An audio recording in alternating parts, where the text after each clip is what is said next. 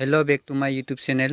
আপোনালোকক সকলোলৈ মই স্বাগতম জনাইছো যে এই মোৰ ড্ৰাগন পুইটত মালচিং পেপাৰ কেনেকৈ লগাব লাগে এই বিষয়ে আপোনালোকক দেখুৱাই আছো। ড্ৰাগন পুইট পৰ মালচিং ড্ৰাগন পুইটটো আমি ৰোৱাৰ পিছত মালচিং পেপাৰ যদি নিদিয়ে তেনেহলে আমি বন নিৰাই থাকিবলগীয়া হয়। এটোৰ কাৰণে আপোনালোকে ড্ৰাগন পুইট বা যিকোনো কিবা ৰুই আপেল গুৰি হওক বা বুট জলকীয়া হোক এইবিলাক আপোনালোকে ৰুলে মালচিং পেপাৰ যদি ইউজ কৰে তেতিয়া বনচন নিৰাব নালাগে।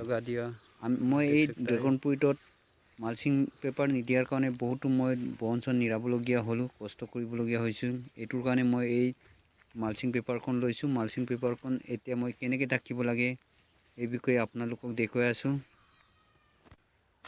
এইটো মালচিং পেপাৰ মই টুকুৰা টুকুৰাকৈ কাটিছো কাৰণ ইটোৰ পৰা সিটো লৈ মানে ইকনমিক্সত বেছি যদি মালচিং পেপাৰটো ডাইৰেক্ট দীঘলকৈ আমি ইয়াত দিওঁ তেতিয়াহ'লে মালচিং পেপাৰটো বেছিকৈ গুচি যাব। এইটোৰ কাৰণে মই চুটিকৈ কাটিছোঁ টুকুৰা টুকুৰিকৈ, তাৰপিছত মাজত পালি এনেকৈ মই ঢাকি দিছোঁ। আপোনালোকে দেখিছেনে?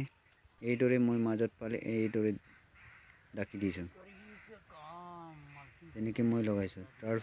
তাৰ ওপৰত কিছুমান মাটি অলপকৈ লগাই দিছোঁ যাতে বতাহে উৰি নিব নোৱাৰে।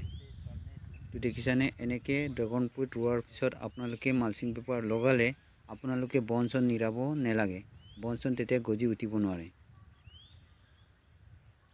এই মোৰ ভিডিঅ'টো চোৱাৰ পিছত আপোনালোকে মোক লাইক সাবস্ক্ৰাইব বেল আইকন দবাই দিবা আৰু মোৰ ইনষ্টাগ্ৰাম আৰু কিবা ফেচবুক পেজ আছে এইবিলাকতো আপোনালোকে ফলো কৰি দিবা।